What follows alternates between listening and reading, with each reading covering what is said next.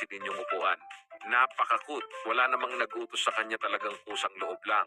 Tapos kinuha niya yung basket para siya na lang yung mamalengke, hindi na si amo. Kinalabit niya si amo para bigyan siya ng pamalengke. At kinalabit niya ulit dahil mukhang kulang yung binigay ni amo. Napakagaling naman ni Doggy at mukhang maasahan. Parang sinasabi niya, amo, chill ka lang dyan, ako na bahala sa iba. Yung ibang aso, humihingi lang ng treats. Ito, nagbibigay ng upuan. Dumiretso siya sa tindahan ng manok, mga idol. Si Doggy mukhang may tinuturo na gusto niya. Tapos ayun, dumating na yung tindera at kinuha na yung manok na gusto ni Doggy.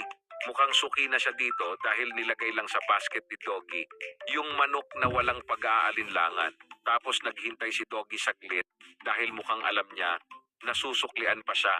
Napakatalino naman ng aso na ito, oh. Ayan, umuwi na si Doggy. At mukhang tuwang-tuwa ang amo niya sa kanya. Mahal na mahal siguro niya ang kanyang amo. Nakakatuwa naman. Aso ba talaga ito, o panganay sa pamilya?